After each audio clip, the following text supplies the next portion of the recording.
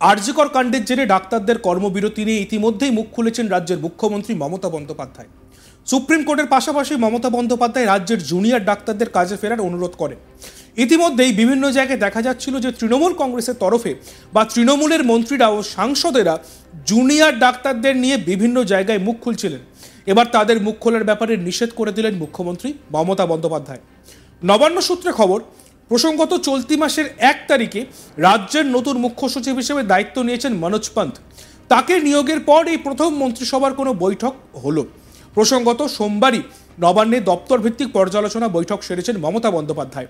একই সঙ্গে এই আবহে মঙ্গলবার 10ই সেপ্টেম্বর দুপুরে রাজ্য মন্ত্রিসভার বৈঠক হয় নবান্নে। সূত্রের খবর, সেখানেই মন্ত্রীদের আরজিকর কাণ্ড, চিকিৎসকদের কর্মবিরতি এবং সাধারণ মানুষের আন্দোলন নিয়ে মুখ্যমন্ত্রী মুখ খুলতে বারণ করে দিয়েছেন। তিনি জানিয়েছেন এ বিষয়ে যা বলার তিনি বলবেন। আর সেই বৈঠকেই নিজের মন্ত্রীদের কড়া বার্তা দিলেন মুখ্যমন্ত্রী মমতা বন্দ্যোপাধ্যায়।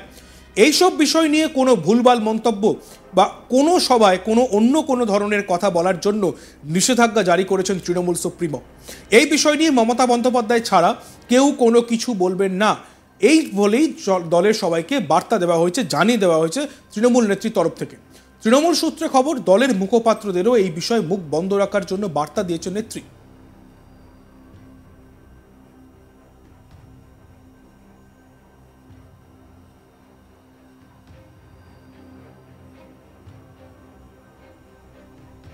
এ বিষয়ে আমাদের প্রতিনিধি বৈদ্যনাথ ঝায়ের একটি প্রতিবেদন আমরা দেখব। আরজিকর নিয়ে যা বলার বলবেন মুখ্যমন্ত্রী। নেতা মন্ত্রীদের মুখ বন্ধ রাখার নির্দেশ দিলেন। দেশের শীর্ষ আদালত যখন জুনিয়র ডাক্তারদের একটা নির্দিষ্ট সময়সীমা বেঁধে দেয়, তারপর গোটা রাজ্য তাকিয়ে রয়েছিল নবান্নর দিকে যে এই জুনিয়র ডাক্তারদের পদক্ষেপ কি নিতে চলেছে নবান্ন।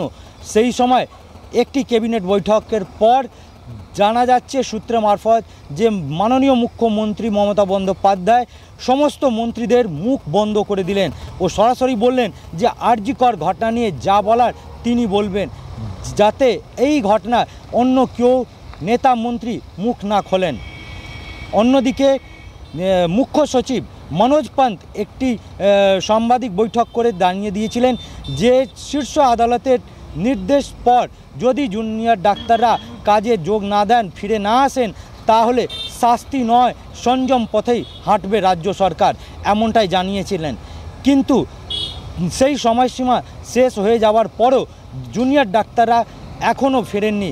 আর এই নিয়ে রাজ্যের মুখ্যমন্ত্রী নিজের যে মন্ত্রী রয়েছে সমস্ত মন্ত্রীদের মুখ বন্ধ রাখার নির্দেশ দিয়েছেন ও সরাসরি বলেছেন যে আরজিকর ঘটনা নিয়ে যা কিছু বলার তিনি সরাসরি নিজেই বলবেন। অন্যদিকে অন্য কোনো নেতা মন্ত্রী যদি কোনো কিছু মন্তব্য করেন, সেইটা নিয়ে হয়তো রাজ্যের রাজনীতি অন্যদিকে যেতে পারে, সেই কারণে এই সিদ্ধান্ত নেওয়া হয়েছে বলে জানা যাচ্ছে সূত্রে মারফত। প্রসঙ্গত সোমবার 9 সেপ্টেম্বর সুপ্রিম কোর্টের শুনানির পর প্রধান বিচারপতি DY চন্দ্রচূড় আন্দোলনরত ডাক্তারদের কাজে যোগ দেওয়ার নির্দেশ দিয়েছেন। তিনি ডাক্তারদের মঙ্গলবার 10 সেপ্টেম্বর বিকেল 5টার মধ্যে কাজে যোগ দেওয়ার নির্দেশ দিয়েছিলেন।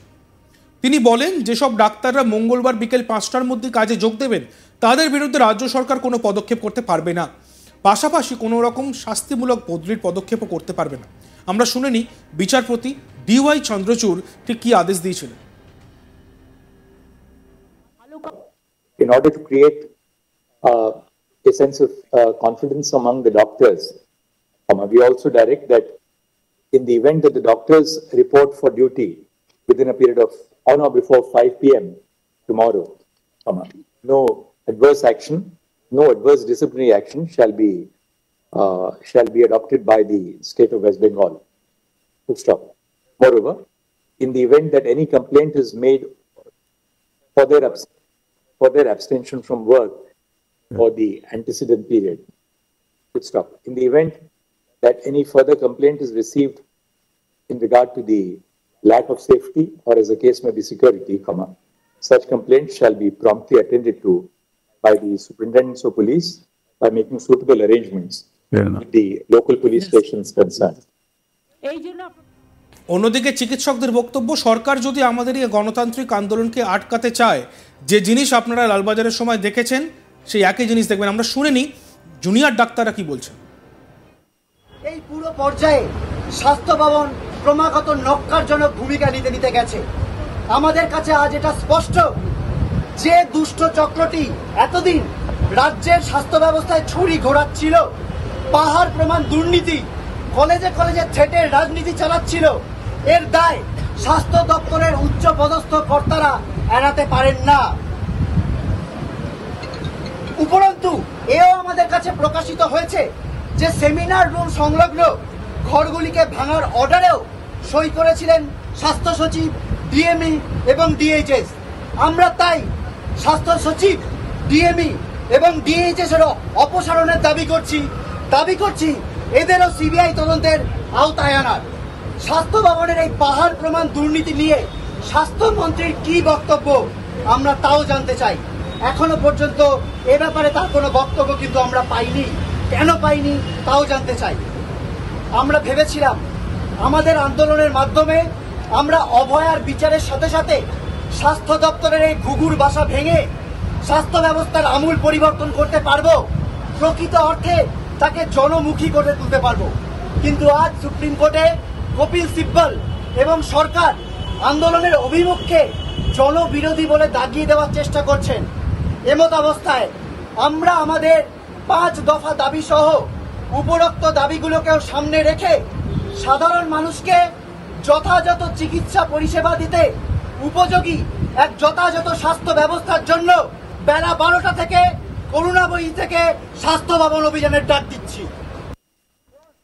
রাজ্য সরকারের তরফে বারবার তাদের কাজে যোগ দেওয়ার অনুরোধ করা হলেও জুনিয়র ডাক্তাররা কাজে ফেরেননি। এর আগে পুলিশ কমিশনারের ইস্তফা সহ বিভিন্ন দাবিতে লালবাজার অভিযান করেন জুনিয়র ডাক্তাররা। যে 5 দফা দাবির কথা তারা তুলেছিলেন সেগুলি হলো, প্রথমত আরজিকর মেডিকেল কলেজের যে নির্যাতনের ঘটনা, সেই ঘটনার সঙ্গে জড়িত সমস্ত দোষীদের দ্রুত চিহ্নিত করা, অপরাধের উদ্দেশ্য সামনে আনা, দোষীদের দৃষ্টান্তমূলক শাস্তি। দ্বিতীয়ত তথ্য প্রমাণ লোপাটের সঙ্গে প্রত্যক্ষ বা পরোক্ষভাবে যারা জড়িত তাদের চিহ্নিত করে বিচার। তৃতীয়ত সুপ্রিম কোর্টের পর্যবেক্ষণে ব্যর্থ প্রমাণিত কলকাতা পুলিশের কমিশনার বিনীত গোয়েলের ইস্তফা। চতুর্থত রাজ্যের সব মেডিকেল কলেজ এবং হাসপাতালে চিকিৎসক ও স্বাস্থ্যকর্মীদের নিরাপত্তা সুনিশ্চিত করা। এবং পঞ্চমত রাজ্যের সব মেডিকেল কলেজ হাসপাতালে ভয়মুক্ত পরিবেশ গড়া এবং গণতান্ত্রিক পরিবেশ সুনিশ্চিত করা।